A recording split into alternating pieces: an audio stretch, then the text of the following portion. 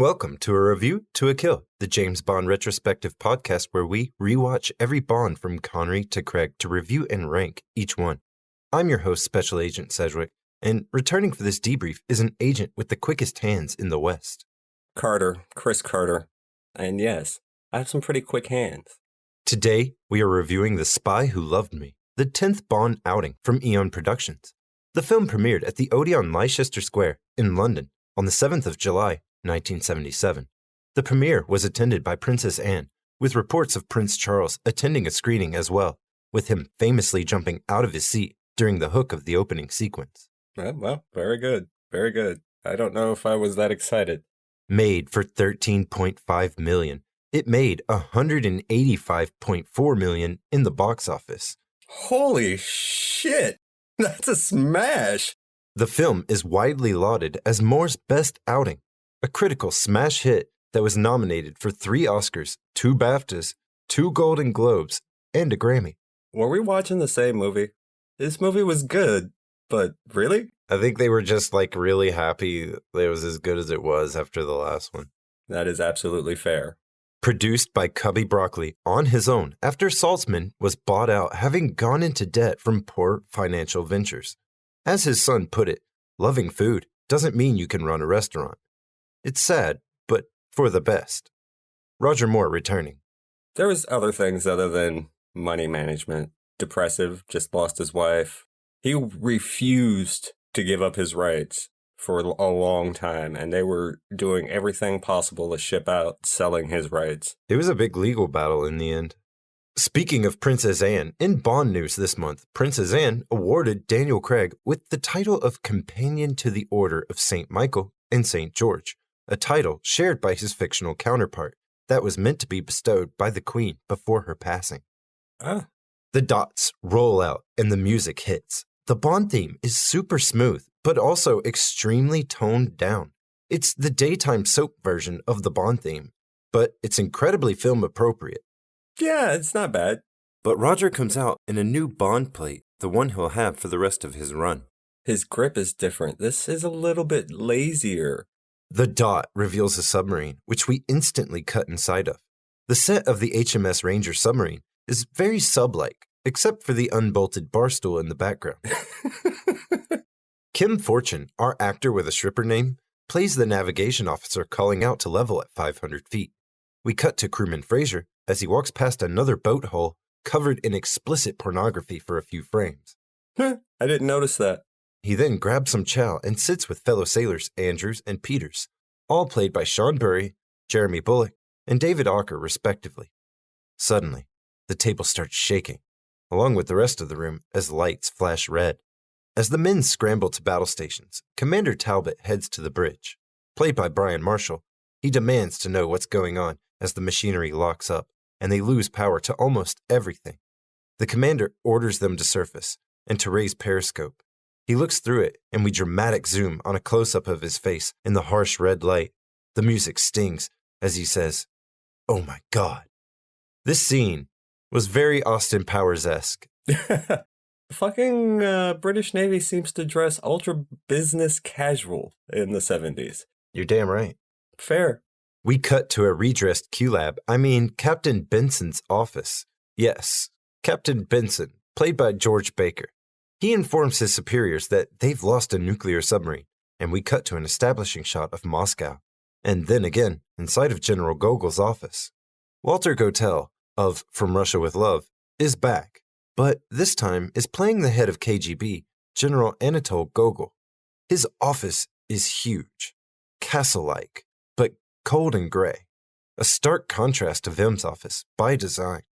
Gogol is informed his submarine Pochemkin disappeared without trace. Gogol says he'll get his best agent and orders his secretary, Rubelvich, to get Agent XXX. Oh, here we go, Vin Diesel. I was waiting. It's about to get extreme. Ava Ruber-Steyer plays Rubelvich here, continuing the currency-themed secretary naming, though this one probably sleeps with her boss. Probably a requirement that she does. Rubelvich tells Gogol XXX is convalescing at a People's Recoup Center. So, cut to a rug of back hair, a man and woman getting it on. They pull away to lay back, and the camera focuses on the man as he extols his weekend. This is Sergey. I swear, his posh English accent is because Michael Billington sucked at acting. Fair. That's fair. Regardless, Sergey cuddles with his woman as he tells her he has a mission in Austria.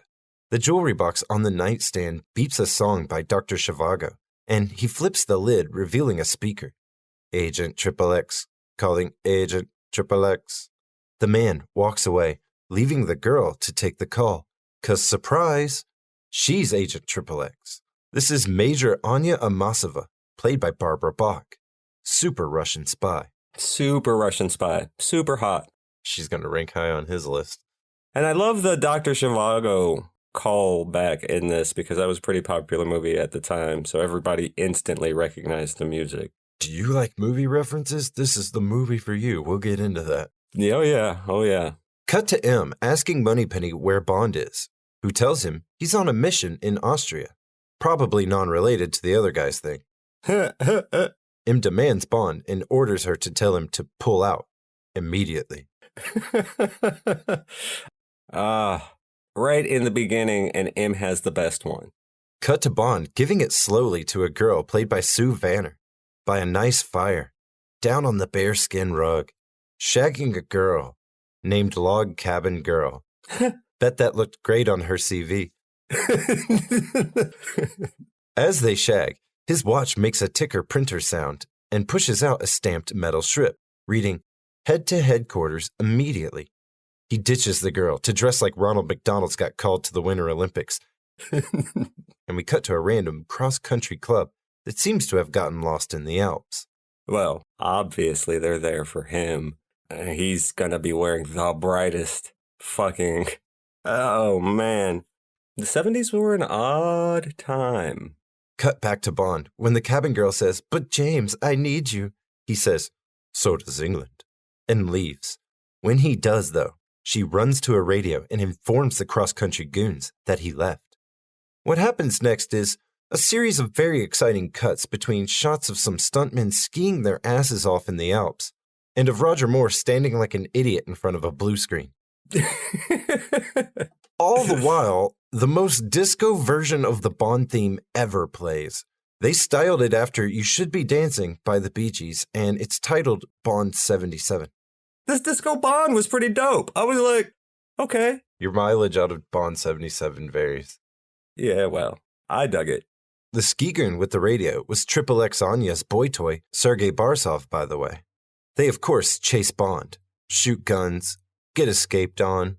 Bond spins on his skis and, while going down a mountain backwards, shoots a dude in the heart with a ski flare. He does crazy dips through ice formations and does a sweet flippy before hockey checking another goon. But none of that held any sway to the audience when Bond then just skis off a sheer cliff face full speed. And we hold on this stunt fall for 23 seconds before the chute opens, and out pops the Union Jack to uproarious applause in theaters back in the day. This was the first Bond movie that I actually went to go see in movie theaters. I remember that distinctly. I thought Moonraker was. Maybe it was Moonraker. New producer Mike G. Wilson saw a spot in a magazine where Rick Sylvester base jumped off of El Cap in the 1970s. They went to him about it, and he said he didn't really do it, but he could. So instead of the Alps, they went to Mount Asgard in the Arctic Circle and landed on top of the mountain. He was up there for days because of the wind, and just when Cubby Broccoli was doubting his nerve, the weather cleared and the man jumped. They had a bunch of cameras on him, but every single one of them lost him in the jump, except one, who tracked him perfectly the entire way down. This moment ranked second in Best Bond Moments on a Sky TV poll 10 years ago. So, obviously, if you're a patriotic Brit, it hit you. Oh, dude, it hit you. Nobody was base jumping back in the 70s. Not regularly. And not on film. Bond's always pushing those stunts. Always. We cut to another composite of that phony, Roger Moore, and again to the parachute to fade into the titles. Smoky, blue, Roger and naked ladies. And I do mean naked, My imaginary wife was taken aback at how borderline pornographic this title sequence was. I was thinking the same thing to myself. I was like, naked gymnast and a trampoline in a gym, huh? I guess I dig it. It's better than some I've seen. They go in and out of silhouettes in a way that said they don't care about the censors anymore. Assistant director Ariel Levy, with Chris Kinney assisting on second unit. Special assistant to producer Michael Wilson. That BS Office-like title is because he's banging Brock's daughter. More on that later in the series. Oh, is it that Michael Wilson? Yeah, it's that guy. Welcome to the show, Mike. You'll be here till the end. I'll try to point out where I find him in the movies, too. I know where he is in this one. Weston Drury Jr. is back with his mole casting partner, Maud Spector. But Weston's most British name title is in jeopardy this week, with Reginald A. Berkshire on the crew. That's pretty fucking British. Is it more British than Weston Drury Jr.? Yeah. All right, yeah. We've got a new winner of the most British name, Reginald A. Berkshire. I'm pretty sure it's probably Berkshire. Peter Lamont, art direction. Second unit directors, Ernest Day and John Glenn, that editor and second unit director from Live and Let Die. Filmed in Panavision. Action arranger, Bob Simmons. God damn it, guys. John Steers is out again on special effects, and back in with Derek Meddings. No Ted Moore this time. Director of photography, Claude Renoir. Edited by John Glenn, so again pulling double duty. Man, this guy was working hard. Main titles by Maurice Binder, who gave everyone the treatment this time, let's be real. Oh, yeah. I genuinely wish I picked a different film to try to get my fake wife to sit through. None of these, Matthew. None of these. No. Production design by Ken Adam. Thank God for that, at least. Man, did I miss him in the last movie? Yes. Was he there? No. I fucking noticed. Music by Marvin Hamlish. John Barry refused to work in the UK because of the UK unions, much like the old director Guy Hamilton. What is it with the UK unions back in the day? Teamsters. Mobbed up. Jesus. Nobody Does It Better, performed by Carly Simon. Carly belts. She's amazing. Her voice is fucking awesome. This song is a snooze fest that sets a slow tone to start out with, killing the momentum built by the opening.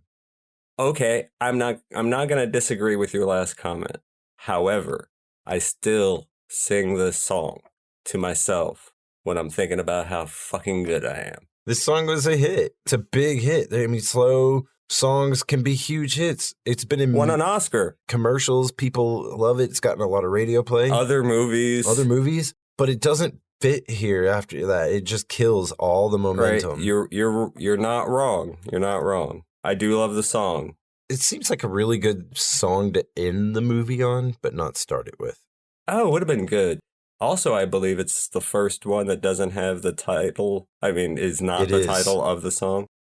Speaking of treatment, jiggling gun girl here when Chris Wood and Richard Maybaum's names come up. Old Dick Maybaum was the only one that could turn in a base script that didn't sound like a Naked Gun movie, but the director got Chris Wood to punch it up. Then, jiggling new girl turns and runs back off again, giving a fully nude look for Broccoli's card. Very good. Did you know at one point John Landis was going to write this film? Yeah, I had heard something like that. I heard they had a bunch of fucking writers or something.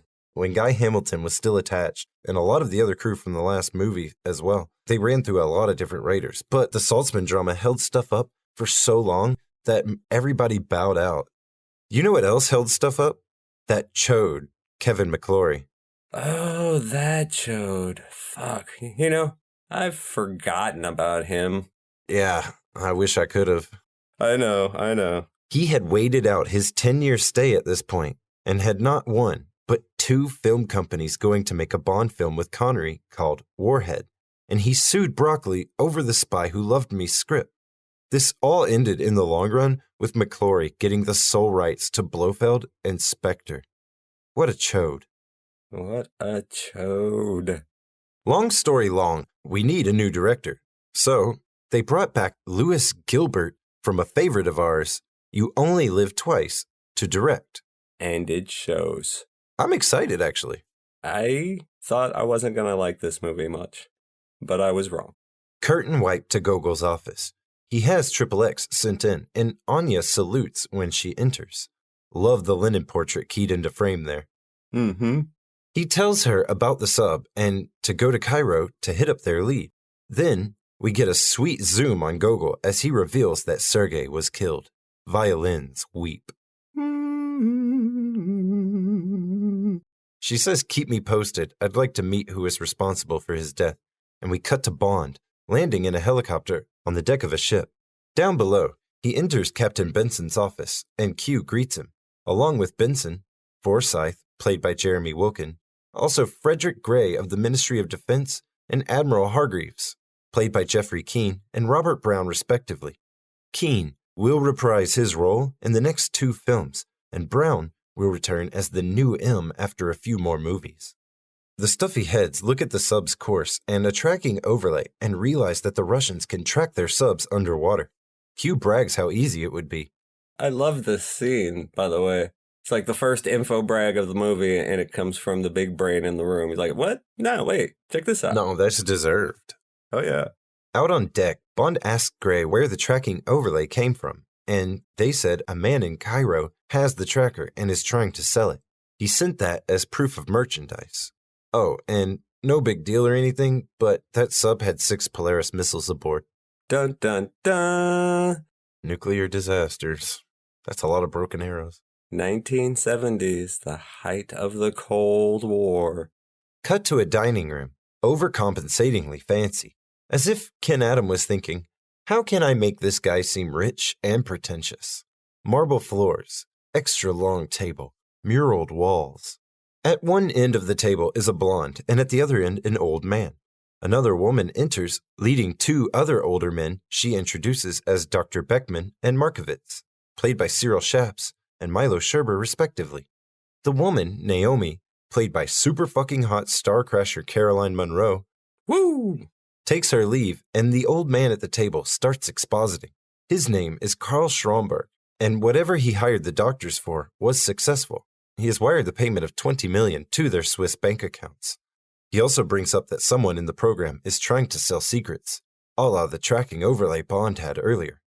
He pauses to excuse the female assistant at the table, played by Marilyn Glasworthy. She goes to the lift to take her leave as well, but he flips switches. A painting slides away to reveal B-roll of sharks. You think that's from Thunderball? And cutting to inside the lift, we see the girl drop through the floor and panty shot super slide down a clear tube into a shark tank for the 3 left to watch. All perfectly and unsettlingly set to box air on the G-string, the 1800s version of the thong song. Awful lot of fucking sharks. It's a lot of sharks. A lot of sharks. She had access to the info that was compromised, so feed her to a shark who really wants her crotch for some reason. Bach plays on, and Stromberg resets the room, bidding the men adieu. When the lift opens, they're hesitant and look at each other before entering. I wouldn't be worried. I'd just swim out of the tank instead of treading water until I was eaten. Fair. I might even enjoy the slide. It didn't look like a very big pool. It's not even like the slide drops you in the middle of the pool. The men leave, and Stromberg, played by Kurt Jurgens, flips a switch and really resets the room as the walls rise and reveal the blue screen walls with composited water background. So blown up, the air bubbles in camera are the size of his fat head. It looked like a bathtub toy. We hear the opening string section of the second movement, Andante, of Mozart's Piano Concerto No. 21, as Stromberg's C-Lab Atlantis rises from the sea. Awesome job with this entire score. The classical music hits on these scene right here were perfect. This was based on a real lab that submerged and rose from the sea off Okinawa, but it's all done in miniature here. Hey, you know, I couldn't help myself, but all I kept thinking was every time I saw his C-Lab was, meanwhile, at the Hall of Doom. Meanwhile, the Legion of Doom. You guys know exactly what this thing looks like. Milton Reed plays Sandor and walks in with Jaws, immortalized by Richard Kyle. He hated the Jaws, and they hurt him terribly, but iconic as fuck. Iconic as fuck. I love Jaws. Didn't take him seriously in my hindsight or memory, but yeah, he's kind of terrifying. Stromberg tells Jaws to go get the microfilm with the stolen tracking data and kill anyone who even knows about it. He tells Sandor to go with him. This is well and good and all, but did we miss a scene of Stromberg finding out all of this and figuring out who did it, and that there was even a microfilm to go retrieve? Yeah, because they didn't exposit that at any point. He just knew. He just knows. God damn it. Like, there was no evidence or anything presented to him or otherwise. He just knew that. He just knew. Right. Yeah. Whatever happened, we have to assume happened off screen because. That's why those doctors didn't want to get in the thing. They were like, this guy's not rational. The two timid doctors that Stromberg paid finally make it to the choppa and take off. Cut inside Stromberg's ready room, and this room breaks my brain. The walls show outside is the seafloor. Coral, fishies, sand, but he just rose out of the sea. And even if this is the very bottom of his ship, far below the surface, since he has surfaced, the bottom must be at least the amount shown over the water, higher than the seafloor. Yeah, you're right. You're right about all of that. Or all this would have been underground. I didn't even think about that. It's also way too small to be the bottom of this ship. Hear me out. Look at the poster I made for this movie, and you'll see how large the bottom bell of this layer is compared to the top. And that's for buoyancy. But for this room to be so small compared to Stromberg, the top structure would be like a McDonald's play place instead of a large hall with helipads and such. Mm-hmm. The set is visually striking, though, ignoring the scaling issue. Inside, though, we see the water all around and realize we're in a sphere. A lot of curves, not as linear as normal for Ken Adam here. Brushed metal, limestone, plastic retro future chairs. And if you look, you see there's a whole nother level underneath the platform he's on. He sits and flips some more switches to watch the dailies. Mm-hmm. We cut one last time to our doomed docks and then back to Stromberg, who makes an odd face before doing what he does best. Flipping a switch, of course, this time causing the helicopter to explode. He flips yet another switch and orders no one in particular to cancel the transfer to their Swiss accounts and inform their next of kin of their deaths and that their funeral was at sea. He then, no shit, flips a switch to end the call. He flips a lot of switches, doesn't he? Yeah, oh my God, dude. This guy would have fit in well with the Star Trek Next Generation crew just sitting there fidgeting with their fucking seat buttons. So, I don't normally like to jump ahead with info until the movie gives it to us, but spoiler, this dude loves the ocean. He loves it so much, he wants to destroy the world to save the ocean. So in his plan where money won't matter soon anyways, he felt it prudent to blow up a helicopter over the ocean and sink it and its pollutants to the depths to save some land scratch? Huh. I didn't think about that. I thought about his overarching plot was just fucking ridiculous. The worst so far, but... Right, the worst so far. But I didn't think about that part of it. You're absolutely right. Like, why? Why?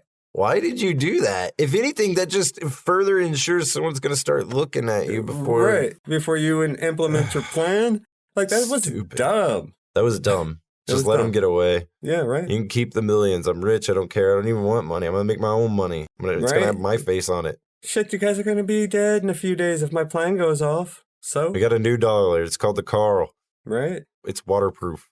That's a good one. Cut to Lawrence of Arabia. What the fuck? Did the projection booth get the cans mixed up again? Oh shit, that's not Peter O'Toole. No, but he was trying to do his best. I can't believe Peter O'Toole got brought up again in this series. Second time, huh? Yeah. Nope. It's our man Bond doing his best Brendan Fraser. He rides his camel up to Sakura Oasis in Egypt, established by the pyramid and frame here. Bond enters a yurt, and the Raiders vibes are real here. Don't eat the dates. Right? Bond approaches a man chillaxing with at least 4 women laying about his yurt. Those are just the ones blocked in frame. The man is Sheikh Hossein, played by Edward D'Souza. Bond walks in all salam aleikum. Salaikum salam. and the sheik looks bored and slightly annoyed. He says, "Of course, mi casa su casa, white man. We colonials bend at your honor." It's Arab custom. You don't turn a stranger away in the middle of the desert. But this is just that bit where the standoffish nature dissolves as they get close, revealing to the audience they're old friends. Again, very Indiana Jonesy. They sit, and Hossein marvels at Bond's career choice, saying, "I was wondering what you were going to do when you came down from Cambridge." I feel like he's insinuating the man was at Cambridge for 30 years, becoming a smartass at literally everything. That could be, because he is. Hossein brags about his chocolate and oil, and offers Bond sheep's eyes, vodka martini, dates. Don't do it. Don't eat the dates, Indy. Bad dates. So, vodka martini was his drink back in Cambridge, too. Crazy, because he came up with it on his first mission and named it a Vesper after the Bond girl from that book. Yeah. They do the bit in the Casino Royale movie, so this is a continuity error for the sake of a nothing joke. Yeah. Bond asks about the man selling the tracker. Hossein tells him he needs to talk to Max Kalba, but to get to him, he has to get to Aziz Fakesh. Hossein has his addy, but it's quite late, so Hossein offers Bond a bed for the night, to which Bond politely refuses, until Hossein parades a fifth hoe in front of him as an offer. Bond likes dark-haired women. Well, when one's in Egypt, one should delve deeply in its treasures, he says dryly, while staring past the camera for an awkwardly long time, and they could have cut that down, but they chose not to. I love the cinematography on display in this film. It's good, isn't it? I'm the first to admit I've been up Tedmore's ass, but Claude Renoir puts him to shame. Oh, man. It's good. It's better, and I'll admit it. As a Tedmore fanboy, this guy is better, and I just want to say it. This was shot so good. Pans when they need to be effective for reveals, and like zooms and at emotional moments, not wacky ones. Crazy overhead shots, like, hey, whoa, it's good. We cut to an amazing panning establishing shot of Cairo, then to Bond inside the Mosque of Ibn Tulun. Bond makes his way to Fakesh's place, filmed at the Geyer Anderson Museum. Bond knocks at Fakesh's door, but no one answers, and Bond does what he always does, B&E's his way in. It's important to note that Sandor has been watching Bond from behind partitions almost the entire time. Inside, Olga Basira steps out playing a woman named Felicia. She addresses Bond by his name, as Bond phoned earlier for an appointment.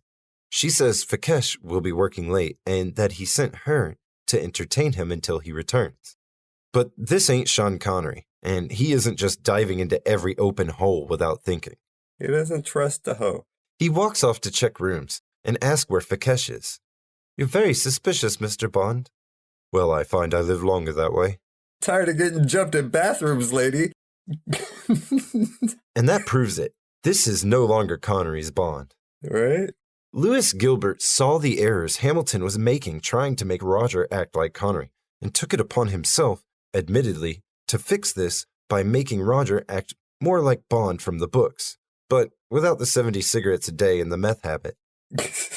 She gets him to kiss her, but he's still just milking her for info.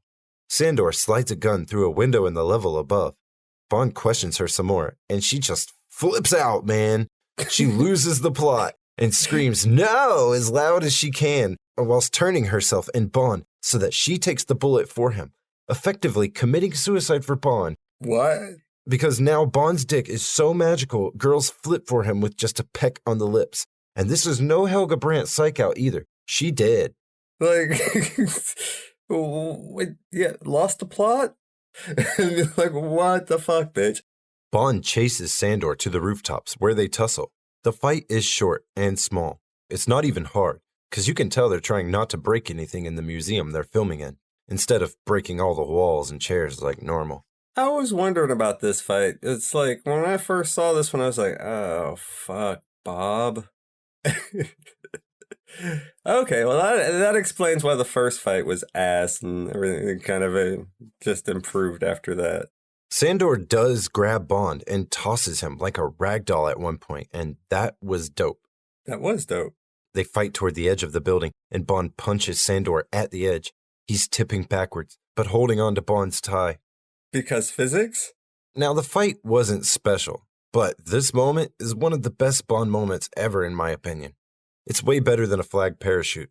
Goes to show how cold-blooded 007 really is. The man is a killer. Sandor pleads to be helped up, and Bond asks for Fekish.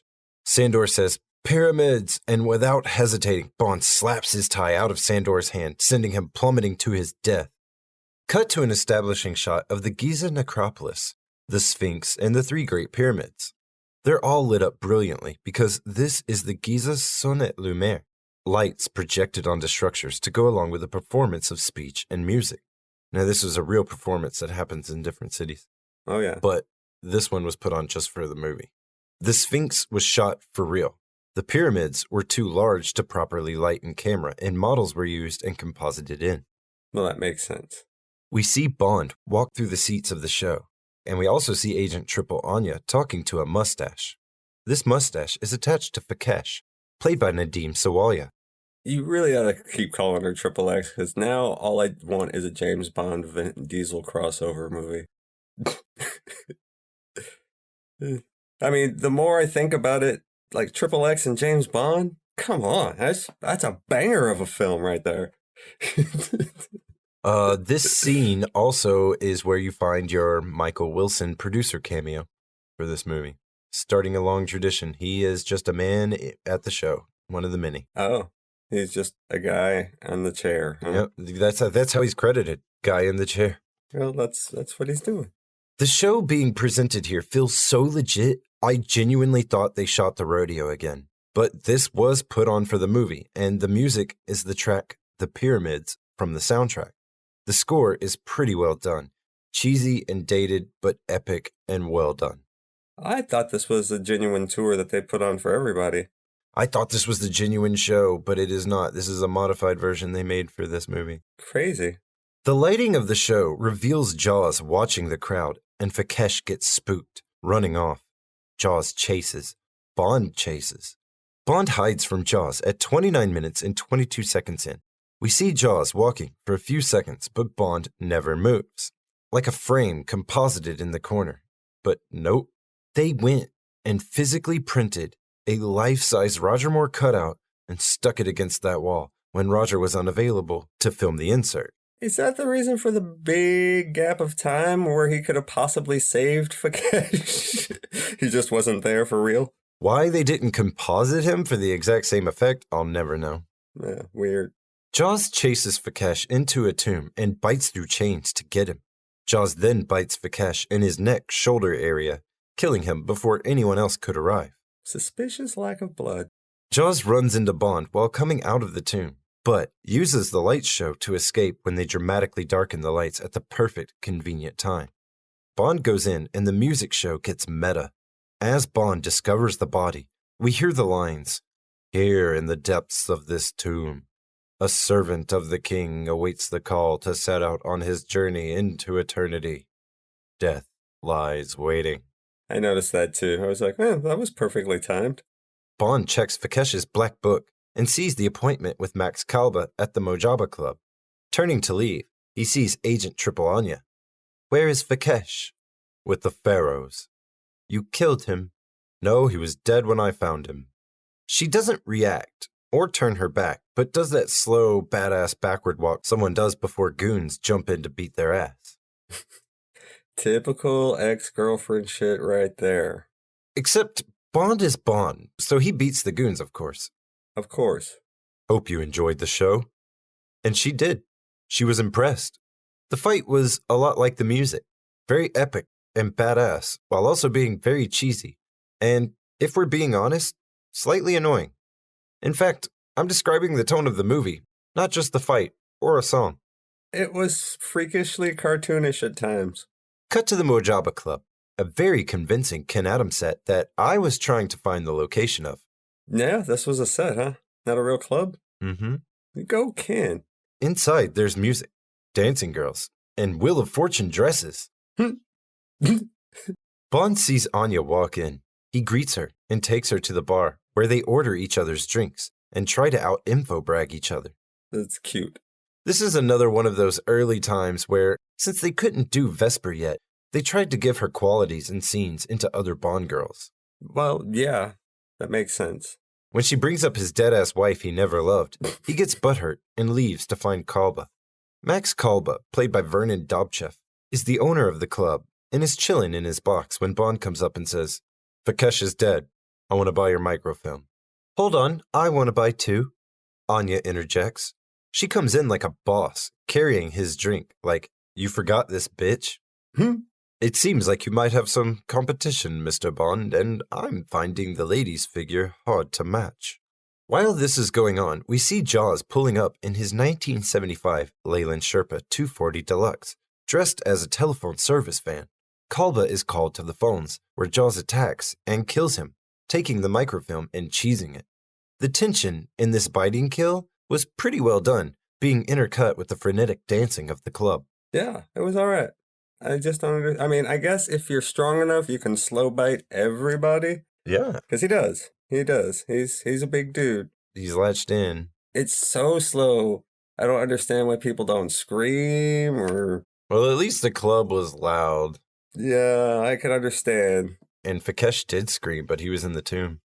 Yeah. And here they showed it was loud, and they kept showing like the dancers and stuff. So Right. they actually thought of that.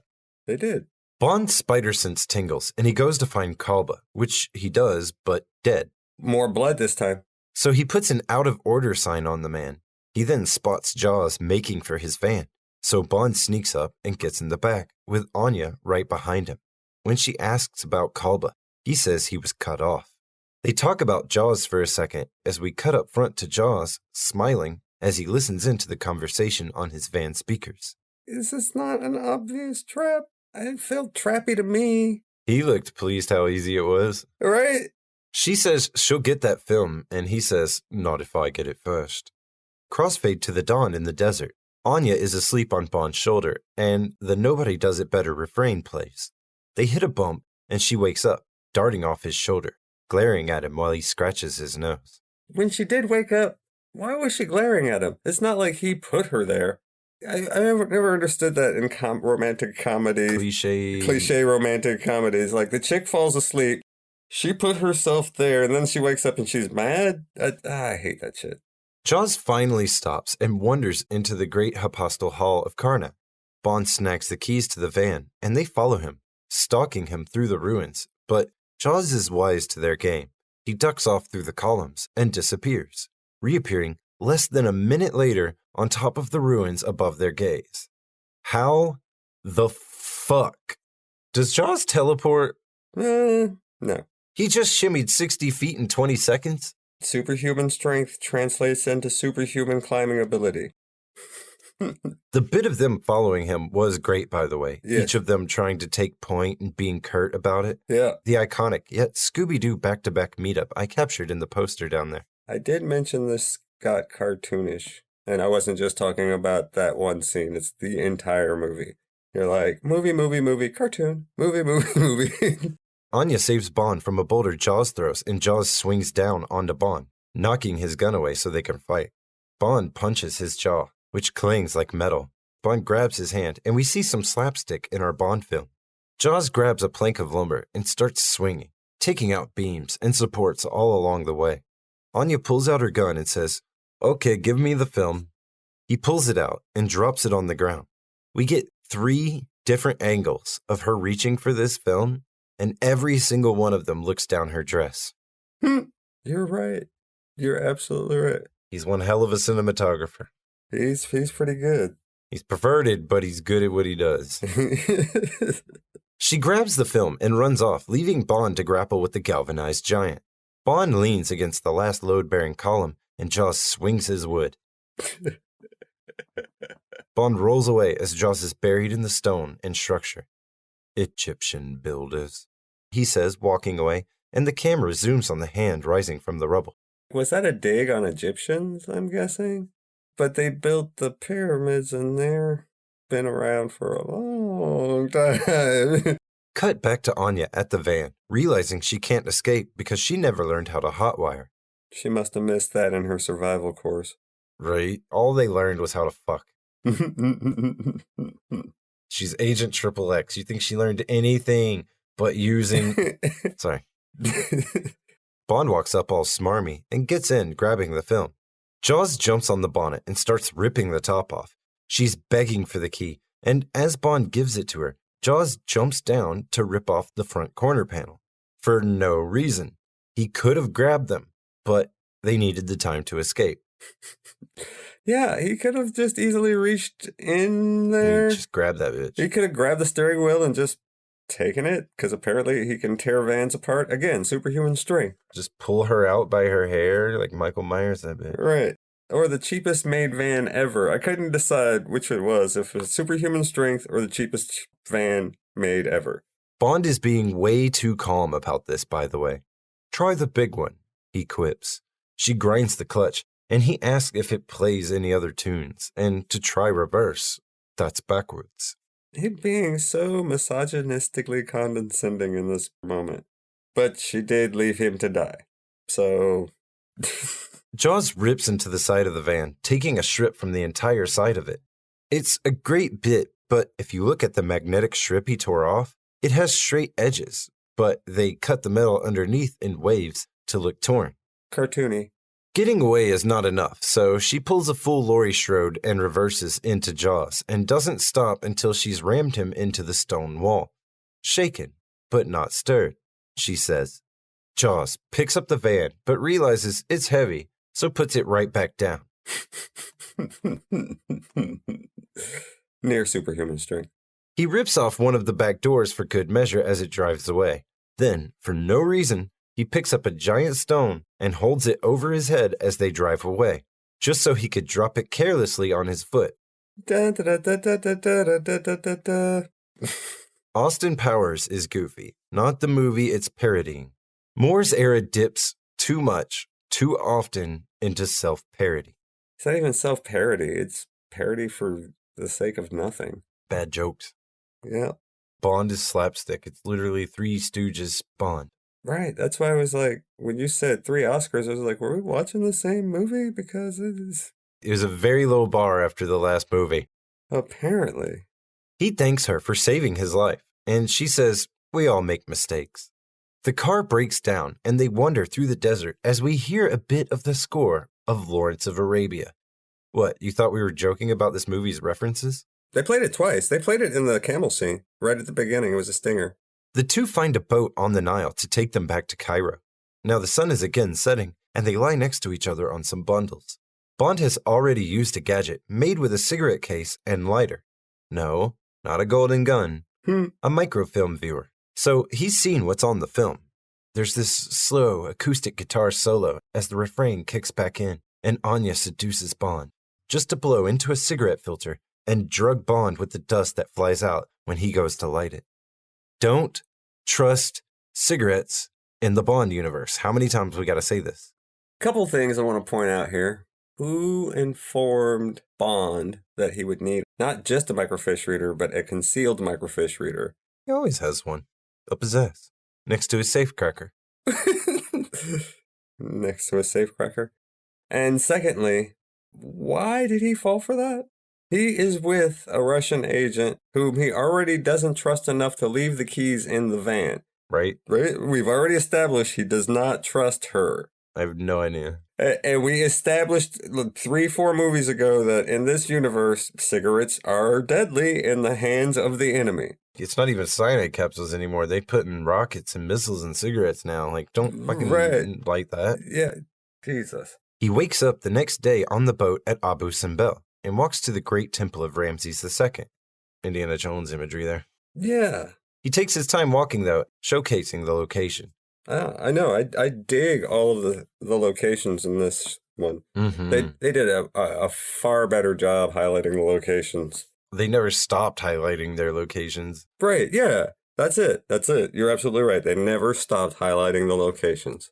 And I know it's Egypt, not Rome, but I kept feeling like Bruce Lee and Chuck Norris were going to go by fighting. Bond walks right to a secret door, and inside is Moneypenny, like it's just her day to be at this office in Egypt. And I was thinking M just moves his office from wherever he needs it to be, whenever it needs to be. He just takes his whole office. Hello, Moneypenny. Is he in? This is too casual. It's ridiculous. Like, this is a secret thing in the middle of the desert, and you're just acting like it's Monday. Right? Inside the next room, Bond is shocked to find Gogol where he expected to find M. Anya comes out, and M introduces them to Bond, though Bond says he knows all about Agent Triple Ambien. Triple Ambien, that's a good one. At the height of the Cold War, these two conflicting powers are going to cooperate. Bond says when he looked at the film on the boat, most of the technical bits were removed. He suggests that Q take a look. Cut to Q inventing a lunch tray railgun decapitation machine. Fuck yeah, Q. Hard science. After a successful test of which, he orders one for Ahmed's tea party. Don't know who Ahmed is, but he ain't gonna like that tea. He ain't gonna be sipping the tea, that's for sure. That was real, by the way. That was a working mechanism. Yes, railguns are a real thing. Walking to the lab, M calls Gogol Alexis, and Gogol calls M Miles. So, I noticed that these guys know each other from back in the day, first name basis? Know each other? No. No? This is the opposite of what's going on. Yeah? They've never seen each other, and they're trying to out-intel each other. Ah, is that what that was? I know your first name. Well, I know your first name, Miles. Yeah, okay. In the lab again, we see some craziness. This is the hardest the Q lab has gone, with more than just one or two gadgets on display in the background that have nothing to do with Bond's mission. I'm talking springy chairs that are slightly more dangerous than the title suggests. Machine gun hookahs, paint spraying mufflers, bayonets and saddles. Yeah, that one was like, oh, why? At a projector, they notice on a slide a stamp on a document half hidden underneath. Bond and Q think it's a bishop's lighter and the word oratory, but Triple Smartya says it's a fish and the symbol of Stromberg Laboratories. Bond side-eyes her and Gogol laughs. Wait, there was a whole infobrag war there. Yes. I mean, they go back and forth for quite a bit over that little stamp thing. They do this the whole movie, though. They're trying to outdo each other the whole movie. Pretty much. But I think it was better illustrated in that one scene than anywhere else. She slowly smiles, and we cut to a train. 'Cause it's Bond. Of course there's a train. Always a train. Bond tries to get her drunk on champagne, but she says no, and sends him to his cabin to take the L. Take the L. In her nightie, Anya opens her closet, and holy shit, it's Jaws. That's legit creepy as fuck. That is pretty creepy. Holy shit. How long were you in there? Right. First of all, how did you get in there? You're huge. How did you not make any noise the entire time you were in there? You're fucking huge. Jaws attacks her and slaps her, causing her to scream. Bond comes in and smashes the bubbly bottle over Jaws. Jaws picks Bond up and ramps him into the ceiling, over and over. Jaws tosses Bond against the wall, and Bond hits Jaws with a wooden tray, which Jaws destroys with a bite. Just because he's out here biting shit just to prove that he can, I guess. It's to show the audience what he can do with them chompers. If biting through the chain didn't establish what we can do with them fucking chompers, why would biting through the table? Anyway. Jaws lifts Bond by the throat, absorbing punches. He goes to bite Bond, but Bond smashes a lamp and electrocutes Jaws' jaw with it, causing him to turn away and double over in pain. Bond then swing kicks him out of the train window, but this time we see the large man lived the toss. Jaws is the first reoccurring villain that we get to see because he lives every time. Anya asks what happened, like she wasn't there, and Bond says he dropped in for a quick bite. Nah, I was better, but still not that great. What's up with girls in these Bond train fight sequences when it's over just going, what happened? Like you weren't just standing there the whole time. Apparently she was knocked out. She was screaming. You didn't get that? That's why she just laid there and let Jaws almost bite her to death. And had he been a little bit quicker on the bite, maybe he had gotten it off, but he likes to slow bite people. So of course Bond had time to run in and hit him with a bottle. Anyway, I'm saying there's a whole lot of things wrong with Jaws' whole assassination method.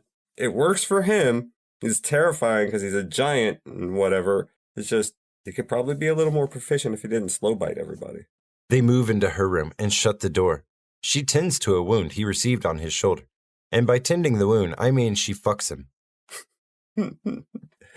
I was thinking to myself when she was like, whatever will we use for a bandage? And he's like, this? And starts taking off her nightie. I was thinking to myself, we are not using my negligee. What the hell? This is for a bandage. Like, that would have been the end of that right there. This is how you do this. I've complained several times about girls just flipping sides on the tip of his dick. But this feels earned. We see her slowly chipping away over the course of an hour. Not all at once or in 2 scenes. Yeah, oh yeah. Cut to a gorgeous establishing pan of Porto Cuervo in Sardinia. The two ride to the docks in a horse-drawn carriage. When they get off, a 1976 Lotus Esprit Type 79 drives off a boat and parks near them. This is Q in Wet Nelly, a tribute to the Little Nelly autogyro. That's cool. Anya walks up and calls Q Major Boothroyd, marking the first time since Dr. No, since we've heard it. I like this little power game they play with each other's names. Yeah, I do too. I like hearing Major Boothroyd too. He goes on to scold Bond immediately upon him getting into the car. Now pay attention, 007. I love hearing those words. Listen, 007, about this car. Q, have I ever let you down? Bond screeches off. Frequently. Q sighs. Major Boothroyd don't play. Bond and Anya stay at the Hotel Calle de Volpe, where he checks in under the name Sterling. My man's is slowly learning. It's only taken 11 movies. 10. He asks if he has any messages, and Stromberg has sent him a letter agreeing to meet him. Cut to a speedboat pulling up with Naomi aboard, looking fine as hell. Oh my God. Titties. they enjoyed him in this movie. They truly did. Titties were a highlight in this movie. Like, generally, titties kind of feature in every James Bond movie, but in this one, they were like second, third billing. Titties.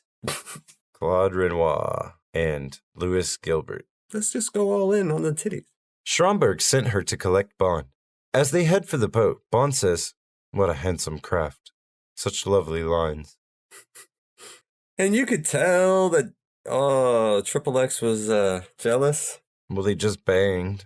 Yeah, and that's the only reason, but, I mean, she's finally opened up to him, Right, oh, that's true. She finally opened up. They went from, hateful and adversarial and fuck you, I'd leave you for dead, it was a mistake to even save you, right. To, it being more playful and more competitive, and then it was they're smiling at each other, and she wasn't going to sleep with him, and then there was lives saved again, and right. It was just all right, what's up? And then, I think I could be falling for this guy, And then the very next day, he's just staring at this fucking chick. Yep. Just staring at her. He's completely star-crashed. Yeah. Yeah, I guess I'd be a little pissed, too. Cut to the boat en route, and Bond enjoying the view. There's an insert of Stromberg watching them approach, and a crazy pan with a composited Atlantis. In a good way. We can laugh at these effects in 2022, but so far, these were top-notch for the series. A lot of models. The two spies are impressed as they dock. Stromberg watches the dailies. Bond leaves Anya with Naomi and goes below to watch B-roll of fish. To look out the portholes. You're right, his office doesn't make any sense. It doesn't, no. Stromberg greets him and tests his cover as a marine biologist by quizzing him on a lionfish. But Bond took a 5th at Cambridge on lionfish. A 5th at Cambridge.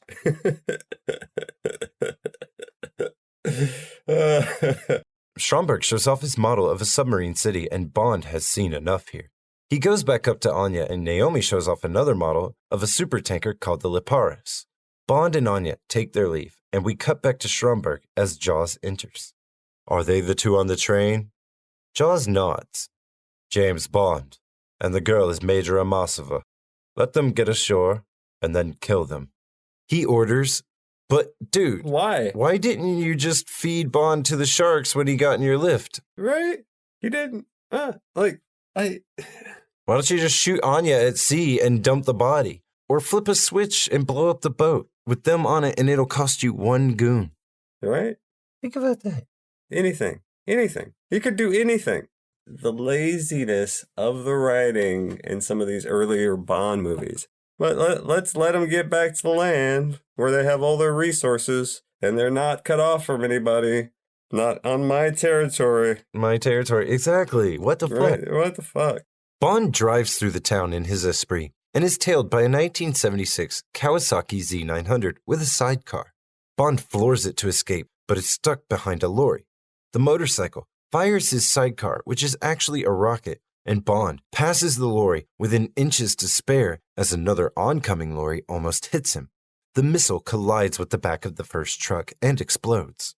The designers of the car, because it was a brand new kind of car design, he actually brought it up there without any of the Esprit or Lotus logos all covered up and parked it out front of Broccoli's house. And they loved it. He pulled a Peter Hunt to get his car in the movie. And that motorcycle stunt was practical, 100%, with somebody driving the sidecar. Somebody was in there? Somebody was in there. It was sped up because it was apparently a beast to handle, but they had a stuntman laying down Poor Ken on Baker. his stomach.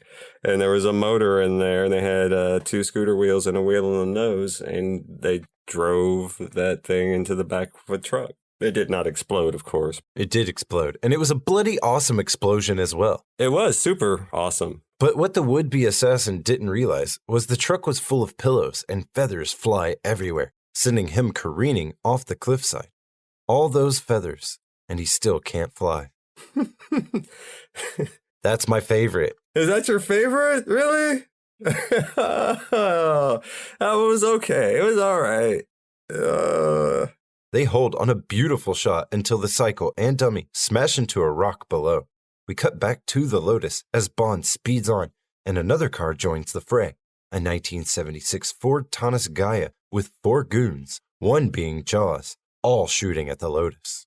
I love how Jaws just takes the guy's gun in the back seat. I mean, he's leaning way out with the door open. He's probably got a pretty good, clear shot, stabilized. Jaws is like, give me your shit. Like, totally demos his gun. You might as well have just pushed him out the car. He's useless now. He doesn't have a gun. What's he going to do? He's not shooting at him.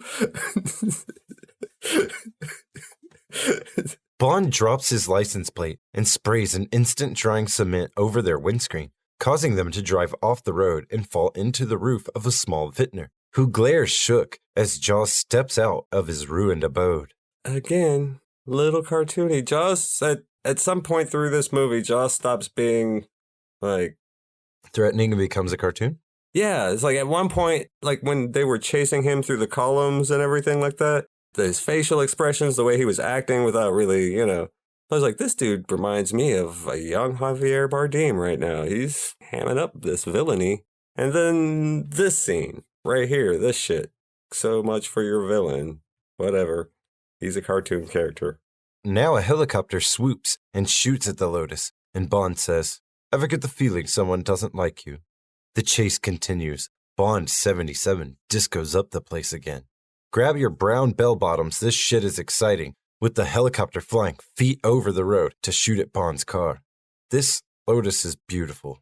It is. I had one of these. Played with it in my bathtub. Almost as beautiful as Naomi, who flies next to Bond for a moment to let him know it's her gunning him down before getting back behind him again. She peels off again and gets in front of them, but Bond drives past and off a dock into the water.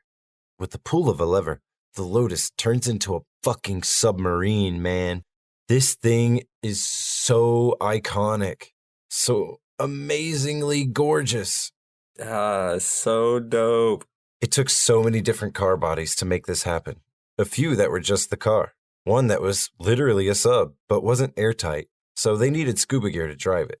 And a bunch of body panels for the transitional bits. Studio shots, Right, studio shots. Bond says, enough of this bitch. He locks on and fires the rocket, blasting her out of the sky and polluting more water.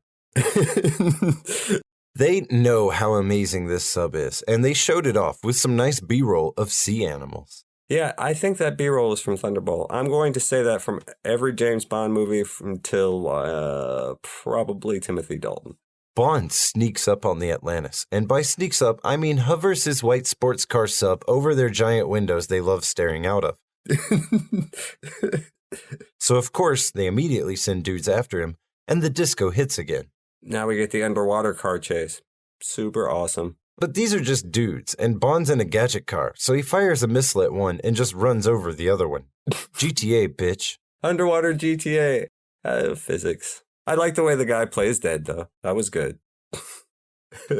This causes Stromberg to send a mini-sub after him. Anya hits an ink screen and drops a timed mine, blowing the pursuing sub up. Bond asks how she knew to do that, and she admits to stealing the blueprints for this sub 2 years ago. Now I know how she knows Q's name, that old dog. Yeah, that old dog. Triple X. The Lotus is leaking after the battle, and they head to shore. The entire beach watches as he drives ashore, and they all rush to see. There's a kid, played by the child of the Jaws actor. There's a dog that runs off scared. A man, played by Victor Torjansky, sits drinking and then does a double take, staring at the spectacle with his bottle in hand like, what? What? Did you like that shtick? Because he'll be back to do it again in the next 2 movies, like his own trilogy. Really? Oh yeah. We do get a proper Bond theme for this bit, as it was too good to ruin with Bond 77. Yeah. Cut back to the hotel suite, and Bond tells Anya that M reports the supertanker has not put to port since its launch. He lights her cigarette, and she admires his lighter. He says he got it in Berngarten, Austria. She asks when, and he says about 3 weeks ago.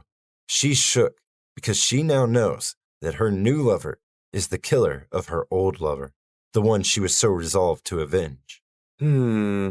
Setup should have been sooner, in my opinion. Bond says it was either him or me. She says when the mission is over, she'll kill him, and walks off. Cut to the Coast Guard, lowering Bond and Anya, who can't stand him anymore, onto the USS Wayne, a nuclear submarine. That's how you get officers on the submarines when they're out to sea. He meets Commander Carter. No relation. The commander is played by Shane Rimmer. Carter, no relation, is surprised that the major is a woman. The subset is nice, simple, but believable.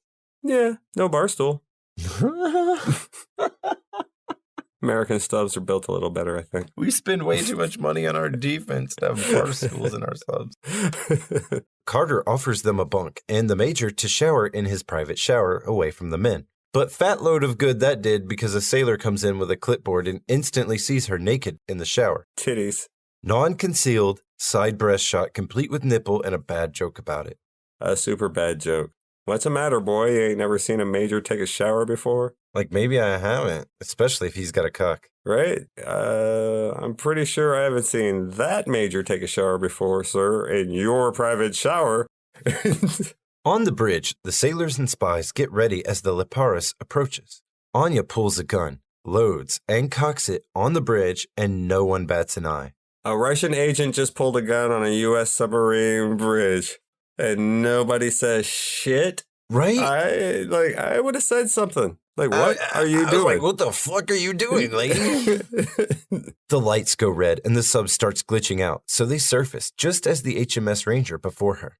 As the sub surfaces, the bow of the supertanker splits vertically and spreads apart to swallow the sub whole.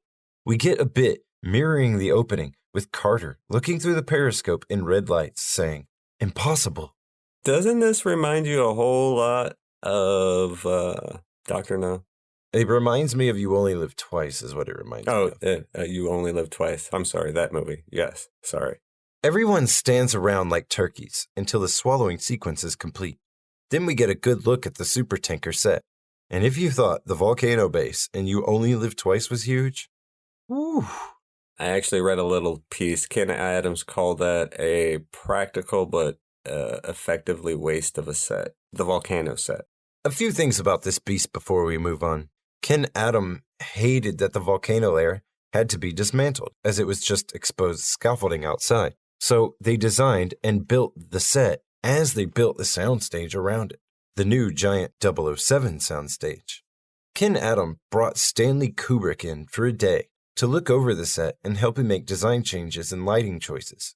I heard it's because the guy who was originally lighting the set was losing his eyesight. And that's true. He called in Stanley to help him with the lighting, secretly. Mm-hmm. I also heard that this particular set cost $1.5 million back in 70s money. The crew platforms were built into and hidden in the set. This thing is a masterpiece, showing off everything he'd learned and attempted so far while going bigger and bolder than ever and still experimenting with more curves, but still giving up that classic Ken Adams style of mixing material, colors, and lines, with now curves, to make the set as much a character in the show as any other. The way the lights lead your eyes down, but the sides curve away, give the base an even larger feeling than it has, and the goons line the entire thing, ready to open the sub. Why weren't these guys already in place? Like, what if those Navy dudes were on it, right? They're like, okay, we're about to be taken. Let's just jump out, surprise them before they're in position. Because they could have. They're lucky everybody just stands around in turkeys in the red light. Right? Sidney Taffler plays the captain of the Liparis. He has a speaker attached to the hull of the American sub, and Stromberg gives them 2 minutes to surrender or be poisoned by cyanide, presumably with cigarettes. All right, boys, everybody light up. We gotta kill ourselves. The crew come out and are being led away when a goon flips off Anya's hat, exposing her long hair, and she punches him. Bond and Anya now are fighting goons for no reason while Stromberg watches from his switchy flippy station he loves so much. He likes watching TV. Yeah. I gotta say, I don't like him. The second worst Bond villain ever. So, of course, Stromberg demands the spies brought to him instead of locked up or shot. No, instead, I'll tell you my plan. We put the missiles we got from the British sub on the subs from the USSR and this American one, and they're going to send them to each other's nations to blow up New York and Moscow. Global destruction will follow. A new era will begin. Somehow. He's glossing over a lot of details in this plan. A lot of details. Here's one major detail that he's glossing over.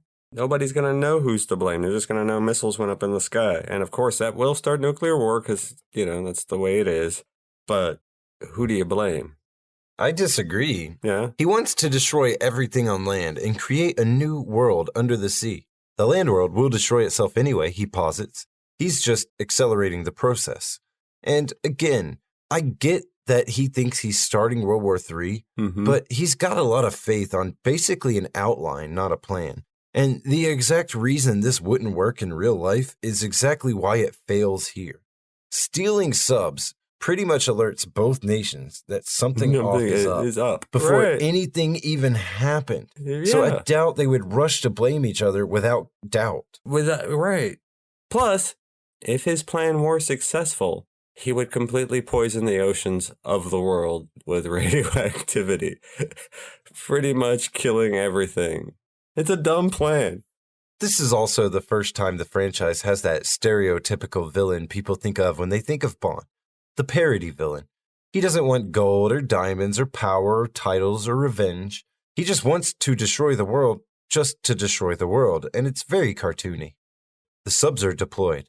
Old Carl orders Bond imprisoned and Anya to escort him back to Atlantis for some good old-fashioned New World repopulating, also known as rape. I guess. It's funny how all the villains just like, yeah, kill him, but you know what? I'm going to keep the girl. Just because. The further we get from the Mad Men era, the more ridiculous it gets, but it used to be explainable. Yeah. She just tried to kill you, dude. Just off her, because she's gonna do it again. In Kalba's club earlier in the movie, Bond says au revoir instead of goodbye, as he says that they'll meet again. And in this scene, as they're being separated, he says au revoir to her, to say he'll meet her again no matter what. Me, I'd be like, peace, bitch who wants to kill me. Right? Like, you just threatened me. Then there's this bit of a boat on a rail slider that shoots the boat out like a torpedo from like 50 feet in the air. It looked like a death ride. Like, that boat was falling so fast. It's like, how are these people even staying in the boat? Gravity's a thing, The slider breaks out from under them, and the boat slams into the water with two non-moving goons. Anya's hair barely tousled, and old Carl just hanging on to the windscreen like no big deal. Like, y'all didn't just fall 50 feet into the water on a boat. My back. My back. My neck. Oh my God. Are we alive? Like, that would have been some scary, terrifying shit for me. Like, what are you doing? Can't we just lower the boat into the water? The landing was done with dolls on an RC boat, and you can tell. You can totally tell. There's one scene where doll hair is just a flapping in the wind. Cut back to Bond as he's being led away. He attacks men with oxy tanks and a harpoon gun. He runs from the gunfire and jumps onto the boat monorail thing. Ken loves monorails. Ken loves monorails. Monorails are everything. Or those little golf carts. No villain likes to walk. Their layers are too big. Bond tells the goon in the boat rail to keep quiet and keep going. And it's starting to feel like you only live twice at this point. Well, you have a giant set. You got a guy on a monorail. You got Bond laying down in the back. The ships swallowing the other ships. It is a lot like You Only Live Twice. Bond takes the monorail to the prisoner area. He takes out the goon he came with and the other 5 in the area to free the prisoners. 3 subs worth of crew. Did you feel like you missed out on the big battles the last 2 movies? Here you go, baby. This is the best big battle since You Only Live Twice. The operations room is sealed, but the sailors loot the armory. And damn, did I mention there's a shit ton of these guys? These goons are fucked. A lot of people. The battle is epic. Again, with such an insanely huge set, they have a lot of room to stage it. Ground is slowly gained. Different tactics are used, including the desperate charges of goons in mini-mokes just to get blown up effortlessly by grenades, getting thrown into the water, and an amazing stunt. Oh, lots of grenades, lots of good stunts, lots of guys on catapults. Man, they outdid themselves on this last battle. It was pretty good. I was impressed. Barrels ignite and the tanker is going up in true Bond fashion. But the battle still rages. These goons are fucking loyal to that paycheck. Shit is blowing up hard everywhere. Dudes flipping and diving. A man on fire does a Wilhelm scream. I love the Wilhelm scream. Tumbles downstairs. High jumps into water. A grenade gets tossed at Commander Talbot from the Ranger as he's going to throw a grenade himself. Bond checks on the fallen Talbot, whose grenade rolls out of his dead hands, and Bond throws the grenade just in time. The navigation officer from the Ranger takes command of his crew and charges the control room, just repeating the beats from You Only Live Twice, but with slight tweaks. Another stunt with a man on fire diving into the water. The men all die in vain and fail to damage the blast doors. Bond goes to the armory and loads a Polaris missile onto a rack while sailors work to open her up. Cutting to the Atlantis, we see Anya dolled up and tied to a future retro chair, and Schomburg creeps the fuck out over her. He's called by the captain of the Liparis, reporting the prisoner escape. Cut back to Bond with the missile head removed. He carefully removes the detonator. I don't know what any of this was about, cause he adds a smaller detonator, a fuse, and plastic explosive. So, a whole nother bomb. Whatever.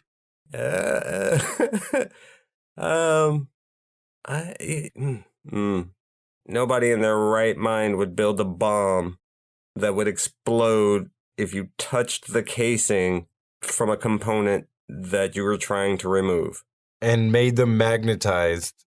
And then made them magnetized. That is the absolute dumbest bomb technique. That's a jigsaw trap, is what it is. Yeah. Bond rides the security camera thing to the blast doors, cuts the security feed, and pulls the pin on the bomb. He pushes himself away on the ceiling rail, but goes nowhere. He drops and covers as the bomb detonates. I don't understand why he didn't just drop and run away. Well, he could have dropped and run away when he first pulled the pin, but instead he kicked off, and then he was over a drop and couldn't move until, luckily someone, Deus Machina, tried to move the camera, and it pulled him back just in time to where he could drop. Yeah. So basically he was stupid and got lucky. Yeah. That happens a lot to James Bond. Yes. The hole is open. The men flood in. We're in business, baby. They take over instantly, but it's too late. In 4 minutes, the missiles will be launched. Bond rushes to reprogram the subs to destroy each other. With new attack coordinates, the subs do indeed fire on each other, eliminating the threat to the world with nuclear stock explosion footage. And further poisoning the oceans. Nuclear explosions in the ocean. That was your plan? Destroy the world. That was your plan. the world. You know, the oceans are part of the world, right? But everyone forgets the tanker is still burning and exploding. Oh yeah, let's get the fuck out of here. Everyone gets into the British sub as the tanker disintegrates. They fire a torpedo at the hull, blowing a hole through which to escape, and yet another amazing explosion. The pyro team went hard, real hard. Too hard? The sub escapes, and the explosions continue. They just don't stop. Bond and Carter come out of the sub and stand in front of a blue screen to watch them until the tanker sinks. Then they head for the Atlantis. No, the stunts and special effects in this one were pretty good. Definitely better than the last one. Carter informs Bond he has orders to destroy Atlantis and to call battle stations in 5 minutes. Bond says he has to get her off. I have to get her off. But, innuendo aside, he is nuts. Why get her? Yeah. Fuck her. She wants to kill you. Right? You don't love her? She's not going to be in the next movie? If you are as cold-blooded as you say you are, you would have been like, well, I guess she didn't make it. Bond begs for an hour, even if it means Carter's court-martial. Bond then builds and rides a little jet ski over to the Atlantis. I remember those from the 70s. Stromberg sees him coming and sends the lift for him. When Bond enters, Stromberg flips his floor switch, but Bond never shows up on the shark feed. No pun intended. No pun intended. The intended pun was, "You did want me to drop in," Bond quips, and he's revealed standing spread on the lift, avoiding the hole beneath him. Like he knew it was there the whole time, and like there's plenty of edge to stand. See, that's poor trap construction right there. Yeah, there's just too much edges. That's on Stromberg. There's too much edge to stand right there. Yeah, that's on Stromberg. That's poor trap construction. Standing with the man spread saved his life. Yeah. Hey, maybe you should spread your legs more, ladies. He enters, gun drawn on Stromberg. Stromberg jabs at Bond's affections for the girl. And there's a bottle of Tabasco on the table. Center frame. Yeah, crazy, right? I noticed that too. Was he eating oysters? Tabasco is making their money, man. Bond sits at the opposite end of the long table, and Stromberg pulls the trigger on an explosive bolt gun attached to the bottom of the table with a tube leading to Bond's crotch. Bond dives out of the way in time and then puts his Walther in the tube and shoots Stromberg in the balls. Both of them. He does. He's twice down the barrel of the barrel. Then stands shooting old Carl in the heart twice, dispatching the man coldly before rushing to find Anya. It's probably the coldest kill of a villain so far, though. It was just like, no big deal, nothing about it. He was just like, boom, boom, fuck you, old man, and then just walked out. You're wasting my fucking time with your stupid plan. Why am I even here? Pow, pow. He spies an escape chamber, but then Jaws appears. Bond shoots him in the teeth, and Jaws disappears down a corridor to jump behind Bond and grab him. Master Marksman, you've got a fully grown adult male, so he's really big. And you're going to choose to shoot him in the one metal spot on his whole body. That you know about. That you know about. Like, shoot him in the teeth, James. That ought to get him. Jaws knocks Bond's gun away and throws Bond into another room by way of revolving door. This is the tank room where Stromberg fed secretaries to sharks. It looks like that tank in Mission Impossible, where Tom Cruise had to hold his breath forever.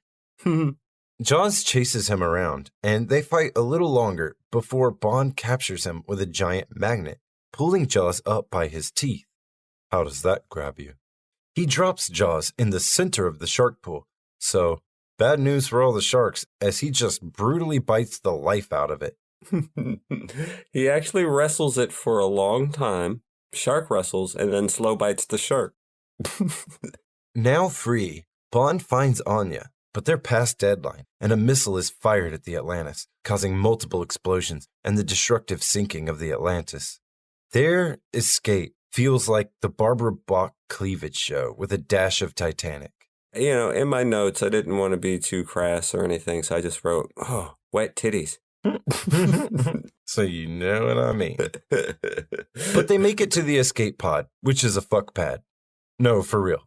This whole underwater facility built by an underwater genius has one escape pod. It is fucking opulent. It comes with champagne.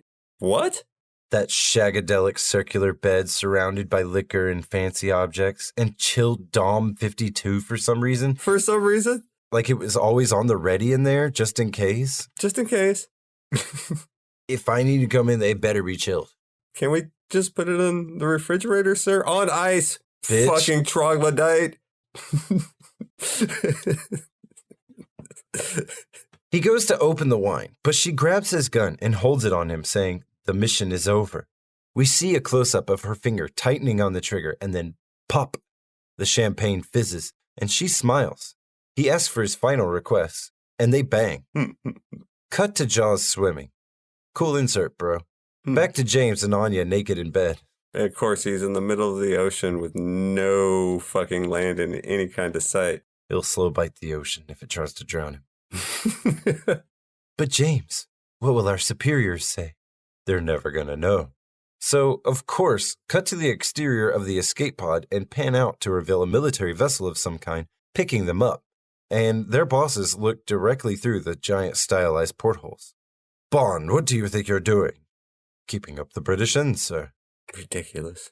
As he hits a Stromberg switch that drops curtains he should have already dropped and gets back to Anglo-Soviet relations. You're just going to bang in front of your bosses there. They know what you're doing. Yes. Like, everybody knows what's going on in there. So why stop? I might as well finish. You might as well finish, I guess. The credits roll over B-roll of the ship and a sailor choir rendition of the movie's title song, with water everywhere. Insane how similar these movies are back then. How many times can we make the same movie and they'll pay for it? Right? That's basically it, man. I didn't like this movie when I was younger. I noticed a lot of the flaws and didn't appreciate where it shined. The crazy thing about this movie is half of me hates how much into parody territory this movie leans, but the other half of me loves how fun and well-made the movie was. I can understand why I felt it was boring when I was younger, but I understand as an adult why it's most people's favorite Moore flick. It's loaded with iconic moments and sets. The story is iconic. Jaws is legendary. But the villain and his plan are a joke. They fix a lot of the mistakes of the last movie, but sadly add new ones. Great, exciting film with masterful cinematography, ruined by too many too over-the-top moments and bad ideas and bad jokes. Also, bad dialogue at times that was hit or miss on its charm. Straight C. Straight C. I was actually going to give this a C+, almost a B-. It would have been a B+ if they had leaned more into the seriousness of the film and, given some of those actors some meat to chew on. Less slapsticky. That ruins the tension. It totally ruins the tension. Anytime it got cartoony, I was like, Jesus, come on. Every time they halfway built up Jaws up as a legit threat, they made him do something wacky. Right, yeah. For the kill count, Bond himself, I think, only killed 3 or 4 people. 31. 31? Are you counting all the guys he just kind of pushed over? No. 116 people died by other means for 147, a return to form. Sweet. Pre-title. This pre-title was long and in-depth in story building, and all involved return later in some capacity, even the throwaway guy on the phone. We also get the best ski chase so far with the best stunt so far, perfectly tracked, topped with a nationalistic cherry. First place. I gave this first place. I love the pre-title sequence on this. My man. I love the ski chase. I love the parachuting. I love the base jumping. It was great. Bond 77. Man. Bond 77. There it is. That's what did it. Yeah. Well, for the title or theme then, since we're moving to music. Okay. Then for the theme, I gave this third place. Here's the thing. It's no Live and Let Die, and Diamonds Are Forever is iconic. Shirley Bassey belts that song. She's not nothing's gonna kill that. The title sequence is the closest to just unabashed pornography yet. They do set the mood for the movie perfectly, and you can't fault them for their presentation either. The song is a smash hit, even if I found it a bore personally. Regardless of how you feel, it does kill the pre-title's momentum dead. Fourth place. Fourth place. Moneypenny pickup line. The only interaction comes halfway through the film, and Moneypenny asks if he was partying, to which he says he just passed out, referring to Anya's cigarette drug dust. It's not even close to flirty. 10th place. I put it in 9th place because Moneypenny did get hers with the double room booking, and they brought up her name again. I thought about adding bonus points for the double room booking to keep her and him in different beds, but like that was a Bond quip about her. It wasn't like, I don't know. I wish there was more between them two. Q gadgets. There's a cigarette case and a lighter film viewer, and of course the car. There's a jet ski. But even though there's the most elaborate Q-Lab scene so far, there's not a single bit of him giving Bond any gadgets. And I put this in 5th place. I put this in 4th place. There wasn't as many gadgets as are my top 3, of course. I dug it a lot, so 4th place. Cars. The White Lotus Esprit with submarine conversion and regular gadget array. Beautiful, fucking, gorgeous car. Iconic and cool as fuck. Bonus points for making it work for real, because of course they did. Of course they did. Minus points for it leaking at the first slight battle. 2nd place. The 2nd place? I gave it 3rd place. For me, the only thing that beats it so far is the DB5 from Goldfinger. And the crazy thing is I legit thought about it for a while. And if it didn't leak, and that was just an excuse to have them go back out of the water. Right. And if it didn't leak at the first slight battle, it probably would have gotten 1st place. Okay. Main ally. Now, this is odd because they combined Bond Girl and ally for the first 2 acts. Then, for the 3rd act, to have their cake and eat it too and still make her the damsel in distress Bond Girl, Captain Carter, no relation, fills the role of climax ally at the last minute. He's smart, he's funny, and a go-getter. But he's tacked on at the end, and pretty much only in the 3rd act. 7th place. See, Captain Carter, where would I put him? I'm going to put him in 5th place. That's all right. He's about a tie with Wendell White, because it's about the same. Villains. Carl Stromberg. Because Dr. No was the first villain, and really poorly portrayed, he's still going to rank the worst. However, this guy, really close to being on the bottom of the list. He is ranked number 9 on my list. Dr. No actually gets credit for me for being the first. Like, at this point, you have no excuse. Carl Stromberg is a creepy, overweight, cartoonish joke of a villain. He and his plan are the first truly Saturday morning bullshit. He's portrayed well, but he's dead on arrival.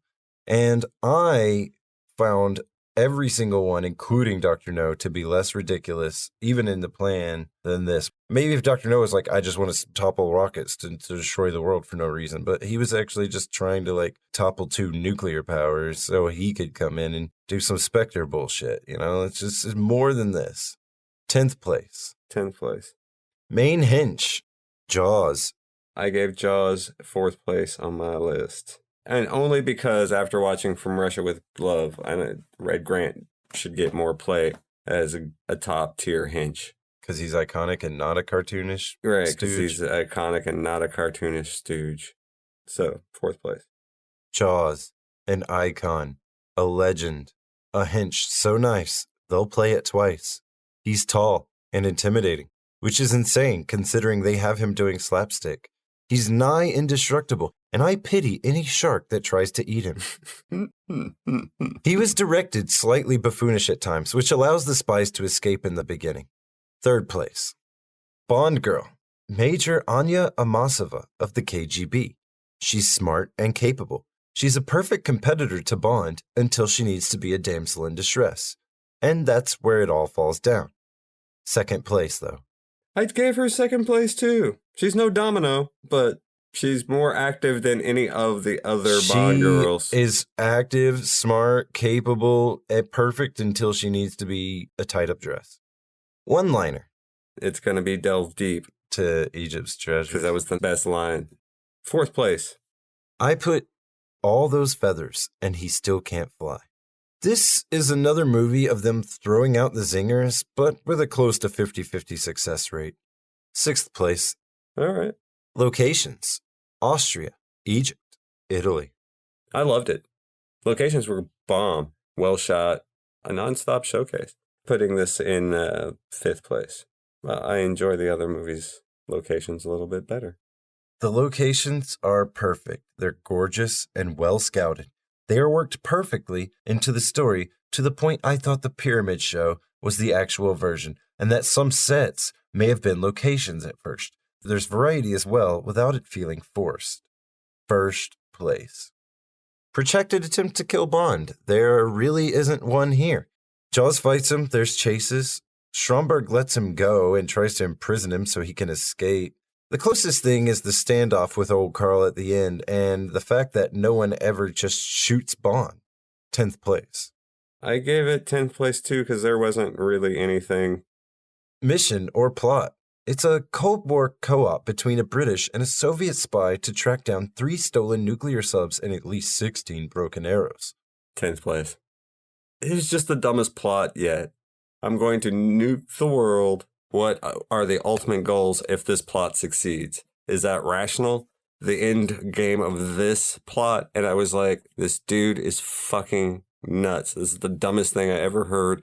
Anybody around him would talk him out of this shit or at least shoot him. Boss, this is a dumb plan. They're like, I keep my stuff in the world. You can't just destroy the world. It's where I keep my stuff. And when they find the subs and bombs, they just blow them up and let them all sink to the bottom. Oh, and stop a madman from ending the world for no reason. So for me, 8th place. All right, fair. Stunts. Wow. Skiing off a cliff, burning men, jumps, dives, flips, explosions, car chases with motorcycles, cars, helicopters, and a sub car. 1st place. 1st place over YOLO? I gave it 2nd place, just under for me. The score. I give this 3rd place because I enjoyed it immensely. The score is amazing. It's classical and epic and larger than life, but it does, like the movie it emphasizes, hit a little over the top at times, striking cheesy strings in otherwise great beats, or just all around silly songs like Bond 77. Still great, and very fitting though. 4th place. There you go. Movie. Overall, I am going to give this movie 5th place. I enjoyed it way more than I thought I would, even though it was cartoony at times. It was still better than I thought it would be. Actually, remarkably better than I thought it would be. So, it gets 5th place. I put this movie in 7th place. It has a lot going great for it, and a lot bringing it down. I've never felt so conflicted critically. Half of me really loves this, and half of me thinks it's an insult to Bond. But regardless of where you fall on that spectrum, it's fun, and nowhere near as boring as the last film. Again, 7th place.